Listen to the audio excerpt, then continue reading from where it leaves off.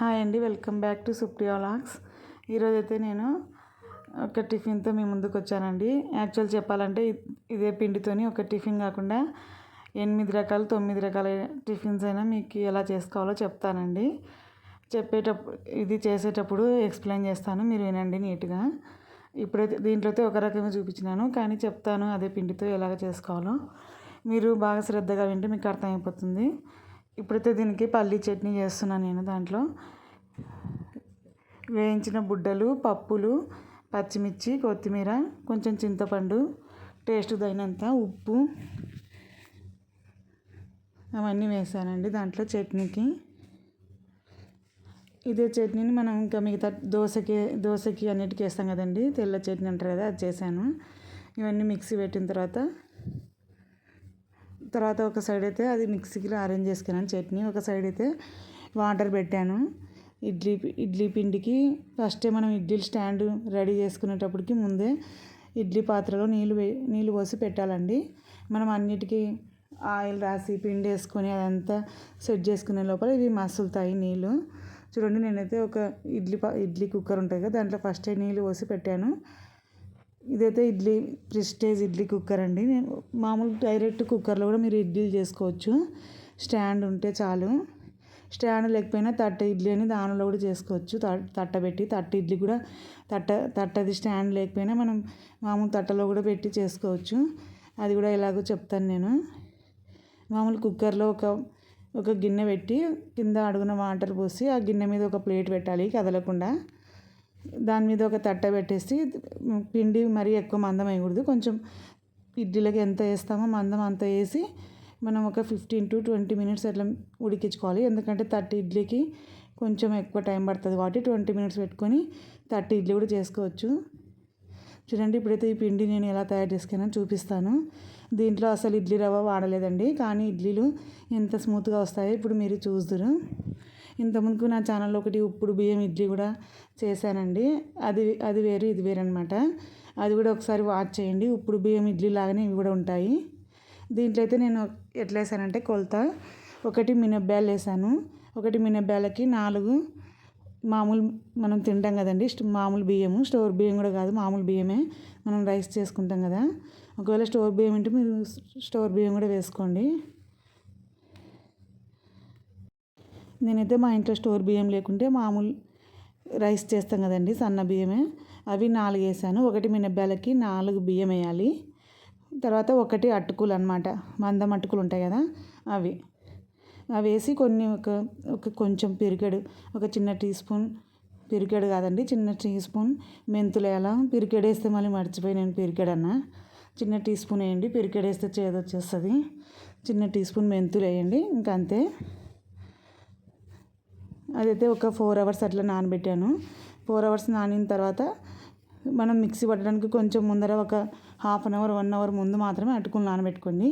Mixie పట్టడానికి ముందు ఒక 10 minutes ముందైనా అటుకులు కొంతసేపట్లో నానిపోతాయి కదండి. ఒక 3 times కడిగి నానబెట్టుకొని అవి కూడా మనం మిక్సీ పట్టినప్పుడు వేసేయాలి. ఇప్పుడైతే స్టాండ్ మొత్తంకి నేను నెయ్యి ఉంటే నెయ్యి రాసుకోవాలి, నెయ్యి లేకుంటే నూనెని రాసుకోండి. మీరు అన్ని ప్లేట్లకి రాస్తున్నా చూడండి, ఇట్లా ఇడ్లీ ప్లేట్లకి నెయ్యి అయినా నూనె అయినా రాసి పెట్టుకోండి, లేకపోతే అతుక్కుపోతాయి మీరు అట్లా వేసినారంటే. చూడండి, ఇప్పుడైతే ఈ పిండితో నేనైతే ఫస్ట్ అయితే ఇడ్లీ వేసాను. ఇదే పిండితో మనము ఊతప్పం కూడా చేసుకోవచ్చు. దాంట్లోనే ఉల్లిగడ్డలు, పచ్చిమిర్చి, కొత్తిమీర, కరివేపాకు, క్యారెట్ తురిమేసి అవన్నీ వేసేసి ఊతప్ప కూడా చేసుకోవచ్చు. కొంచెం మందం రావాలి, కొంచెం మందం కావాలి కాబట్టి పిండి చూసుకోవాలి, ఊతప్ప పిండికి ఎట్లా ఉంటుందో అట్లా చూసుకోండి. దాంతోనే ఊతప్ప కూడా చేసుకోవచ్చు. మరుసటి రోజు కావాలంటే మనం ఊతప్ప చేసుకున్నప్పుడు దాంట్లో కొంచెం గోధుమ పిండినా బియ్యం పిండినా ఏదైనా కొంచెం కలుపుకోండి. తర్వాత పొంగనాలు కూడా చేసుకోవచ్చండి, సేమ్ అట్లా ఇందాక చెప్పిన కదా, ఆనియన్స్ అవన్నీ వేసి. ఇదే పిండితో మళ్ళీ 2-3 days మనం దోశ కూడా వేసుకోవచ్చు. కానీ పిండి మనం దోశ చేసినప్పుడు పల్చాగా ఎంత ఉండాలనో ఊతప్ప అప్పుడు కొంచెం మందం ఉండాలి, పొంగనాలకు కొంచెం మందం ఉండాలి పిండి. దాన్ని చూసి మీరు కలుపుకోండి. ఇడ్లీకి ఎంత లెంత్ ఉండాలనో, మరీ లిక్విడ్ లాగా చేయకూడదు కదండి. దోశకి అయితే కొంచెం వాటర్ ఎక్కువ వేసుకోవచ్చు. ఇప్పుడైతే 4 రకాలు చెప్పినాం కదండి, దోశ, పొంగనాలు, ఊతప్పం, ఇడ్లీ 4 రకాలు చెప్పినా కదా. ఇంకొకటి దీంతోనే పునుగులు కూడా వేసుకోవచ్చండి. ఇప్పుడు 5 రకాలైంది కదా. మనం యాక్చువల్లీ ఇడ్లీ ఇప్పుడు దోశకి వేరే వేస్తాం కదా, దాంట్లో రవ్వ దోశలా కూడా వేసుకోవచ్చండి. కొంచెం ఎక్కువ దీంట్లో మళ్ళీ రవ్వ అది కలుపుకొని పల్చగా వేసుకొని కావాలంటే రవ్వ దోశ వేసుకోవచ్చండి. అంటే నిర్లిప్ పెన్నం అట్లా ఉండాలి రవ్వ దోశకి అయితే, మామూలు పెన్నం మీద రాదు. మేమైతే రవ్వ దోశ అయితే నేను ట్రై చేయలేదు. రవ్వ దోశ అయితే వేయొద్దండి. ఇప్పుడైతే 5-6 రకాలు అయితే చెప్పేశాను కదండి. మామూలు దోశ ఎట్లయినా 2-3 డేస్ చేసుకుంటాం కదా మనము అని చెప్పాను. పునుగులు కూడా వేసుకోవచ్చు దీంతోనే. ఇప్పుడు ఈజీగా 5-6 రకాల టిఫిన్స్ వచ్చేసినాయి కదండి మనకి. రవ్వ దోశ అయితే ట్రై చేయొద్దండి, నేను కూడా ఏం చేయలేదు. ఎందుకంటే కొంచెం అటుకులు వేసి ఉంటాం కాబట్టి దాంట్లో పిండి సరిగా అతుక్కపోతుందేమో పెన్నంకి. కొంతమంది ఇదే పిండితో రవ్వ దోశ కూడా వేస్తారేమో నాకు తెలియదు, కానీ నేనైతే వేయలేదు. నేను మామూలు పెన్నమే వాడతాను, నేను ఐరన్ అని చెప్పినా కదా. మామూలు నాన్ స్టిక్ వాడాను కదా. నాన్ స్టిక్ వాడే వాళ్ళైతే ఇది కొంచెం వేసుకొని వేరే పిండిలు బియ్యం పిండి అవన్నీ కలిపి పల్చగా వేసుకొని రవ్వ అవన్నీ కలుపుకొని అది ఏమంటారు సూజీ రవ్వ అవి కలుపుకొని కావాలంటే ట్రై చేయొచ్చు. నేనైతే ట్రై చేయలేదండి. నేనైతే పొంగనాలు చేశాను, దోశ చేశాను, ఇడ్లీ చేశాను, పునుగులు చేశాను ఈ పిండితోని. పునుగులకైతే ఏం లేదండి, కొంచెం ఈ పిండి తీసుకొని ఆల్రెడీ బాగా పొంగిపోతుందండి, మీరు చూసుకోవాలి. ఎక్కువ పొంగుతుంది మామూలు పిండి కంటే, పొంగిపోతుంది. ఇది తొందరగా పులుస్తుంది అనమాట. అందుకే దీంట్లో ఇది పుల్ల ఉంటుంది కాబట్టి ఆల్రెడీ కొంచెం పిండి పైన పెట్టుకొని మనం ఫ్రిడ్జ్లో పెట్టేసుకోవాలి తొందరగా మరుసటి రోజు. ఇంకా పిండి మిగిలిపోతే మనం ఇది కొంచెం ఈ పిండి తీసుకొని దాంట్లోకి మైదా పిండి కలుపుకోండి. మనం టిఫిన్ చేస్తామనే కొంచెం ముందర మైదా పిండిలో, అంటే దాని కన్సిస్టెన్సీకి ఆయిల్ పట్టకుండా దానికి మనం పునుగులు వేసడానికి వీలుగా ఉండేటట్లు మైదా పిండి కలుపుకోండి ఈ పిండిలోనే. ఇంకా ఏం అవసరం లేదండి, దాంట్లో మైదా పిండి, సోడా పొడి, వంట సోడా ఉంటుంది కదా, అది ఉప్పు వేసేసి దాంట్లో పచ్చిమిర్చి, అల్లం ముక్కలు, కొత్తిమీర, కరివేపాకు, ఆనియన్స్, కొబ్బరి ముక్కలు కావాలంటే చిన్నటి పచ్చి కొబ్బరి ముక్కలు ఉంటే వేసుకోవచ్చు. అల్లం కూడా వేసుకోండి, బాగుంటుంది. అన్నీ చిన్న పీసెస్ తరిగి పిండి తడిపి పెట్టేసి ఒక 2 hours అట్లా పక్కకు పెట్టేయండి టిఫిన్ చేసే ముందర. తర్వాత మైదా పిండితో వేస్తాం కదా, అది బాగా పీల్చుకుంటుంది. తర్వాత మైదా పిండి దాంట్లో కలుపుతాం కదా, అది కూడా పునుగులు కూడా బాగుంటుందండి. పునుగులకైతే నేను వేరే చట్నీ చేస్తాను. దానికి ఏమంటే టమాటాలు ఒక 2-3 టమాటాలు అండి, ఎక్కువ అవసరం లేదు, పునుగులకు ఎక్కువ పట్టదు కదా టిఫిన్కి. ఒక 2-3 టమాటాలు తీసుకొని ఒక 3-4 పచ్చిమిర్చి, దాంట్లో కొంచెం జీలకర్ర వేసి, చిన్న బెల్లం ముక్క వేసి, ఒక 3-4 వెల్లుల్లిపాయలు వేసి, కొంచెం ఆయిల్ వేసి దాంట్లోనే ఒకటేసారి మగ్గియండి. కొంచెం వాటర్ వేసి మగ్గియండి. ఒక 2-3 minutes మగ్గిన తర్వాత లైట్గా మగ్గిపోతే చాలు టమాటాలు అవి. కొంచెం బెల్లం వేస్తాం కదా, కొత్తిమీర, కరివేపాకు అవి బాగా వేయండి, దాంట్లో బాగుంటుంది. ఇంకా మిక్సీ పట్టేసి అయిపోయండి. దానికి ఏం తిరువాత అవసరం లేదు, ఏం అవసరం లేదు. వెల్లుల్లిపాయలు, టమాటాలు, పచ్చిమిర్చి, కొంచెం బెల్లం ముక్క, ఉప్పు వేసేసి ఇంకా చట్నీ ప్రిపేర్ చేసుకోవచ్చండి. అది పునుగులకైతే బాగుంటుంది. అది విజయవాడ సైడ్ అయితే పునుగులకి అట్లా చేస్తారండి. ఇప్పుడైతే మీకు ఫస్ట్ చెప్పాను కదండి, దీంతోనే చాలా రకాల టిఫిన్స్ చేయొచ్చని. ఇప్పుడైతే 5-6 రకాల టిఫిన్స్ వచ్చాయి కదండి. ఇంకా దోశ 3 days చేసుకుంటాం, ఎట్లయినా 2-3 days. పొంగనాలు ఒకరోజు. ఈ పిండి ఉంటే మనకి ఒక 6-7 రోజులు, మనకి అన్ని రోజులు అవసరం లేదనుకుంటే కొంచెం వేసుకోవాలి, కొలత ఎక్కువ అవసరం లేదు. మీకు ఉంటుంది ఎప్పుడైనా టిఫిన్స్, ఎప్పుడైనా బిజీ వర్క్ ఉంటుంది కదండి జాబ్ చేసే వాళ్ళకైతే ఈ పిండి రెడీగా ఫ్రిడ్జ్లో పెట్టుకుంటే కినా చాలా రకాల టిఫిన్స్ వేసుకోవచ్చండి. ఇడ్లీ అయితే ఇప్పుడు బియ్యం ఇడ్లీ లాగానే ఉంటుందండి, మెత్తగా ఉంటుంది. దీనికైతే నేను వేరే రకం చట్నీ కూడా చేస్తానండి.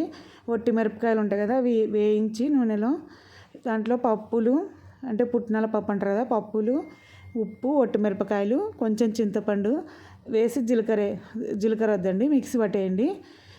దానికి ఇంకా తర్వాత కూడా ఏం అవసరం లేదండి, బాగుంటుంది అది కూడా. దానికి చట్నీ ఇప్పుడు మెత్త ఇడ్లీలకి బాగుంటుందండి ఆ చట్నీ. ఇందాక నేను ఫస్ట్ స్టార్టింగ్లో తెల్ల చట్నీ చూపించిన కదా, కావాలంటే అది కూడా చేసుకోవచ్చు, ఒట్టి మిరపకాయలది. అది కూడా ఈజీ అండి. ఓన్లీ ఒట్టి మిరపకాయలు వేయించుకొని చింతపండు ఉప్పేసి మిక్సీ పట్టేసుకోండి పప్పుల్లో, చాలా బాగుంటుంది. అది కూడా కారం తినే వాళ్ళకైతే బాగా నచ్చుతుంది. దోశకైనా చేసుకోవచ్చు ఆ చట్నీ, ఇడ్లీకైనా చేసుకోవచ్చు అండి.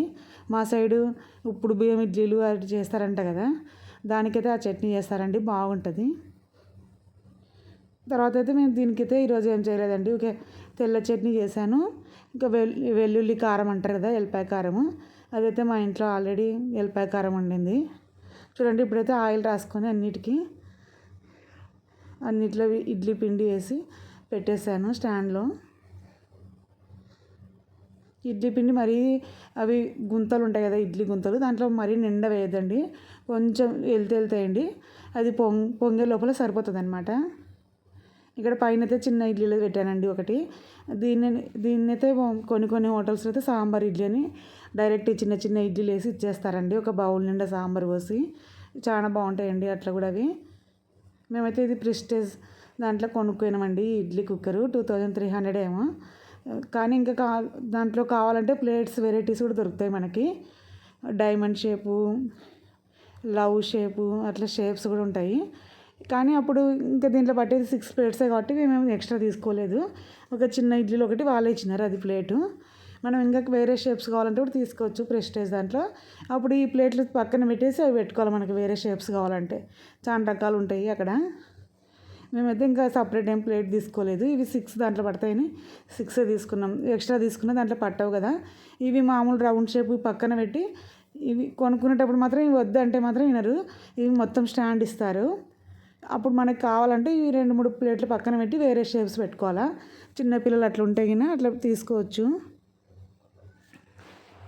మేము కూడా తీసుకుందాం అనుకున్నాం కానీ ఇంకా చిన్నది వాళ్ళే ఇచ్చారు. ఇంకా మళ్ళీ అవి రౌండ్ షేప్ ఎందుకు పక్కన పెట్టాలి అని మేము తీసుకోలేదు. తర్వాత అయితే కొంచెం ఆయిల్ వేసి తిరువాత వేసాను. ఇక్కడ తిరువాత గింజలు అన్నీ వేసిన తర్వాత కొత్తిమీర, కరివేపాకు వేసాను. ఒట్టిమిరపకాయలు కూడా తుంచేసానండి. దీంట్లో ఒట్టిమిరపకాయలు వేస్తే ఈ చట్నీలో చాలా టేస్ట్ ఉంటుందండి. మనం ఆ ఒట్టిమిరపకాయలు కూడా ఇడ్లీతో పాటు తినేయచ్చు. ఇడ్లీ కుక్కర్ లేని వాళ్ళు కూడా మామూలు కుక్కర్లో కూడా మనం రైస్ చేస్తాం కదండి, ఆ కుక్కర్లో కూడా పెట్టేసుకోవచ్చు మీరు. తట్టు ఇడ్లీలా కాకుండా చిన్న చిన్న కప్స్లలో అడుగున ఒక గిన్నె పెట్టి దాంట్లో వాటర్ వేయండి. దాని మీద ఒక ప్లేట్ పెట్టండి కదలకుండా. ఆ ప్లేట్ మీద చిన్న చిన్న కప్స్లలో అయినా వేసి పెట్టేసుకోవచ్చు.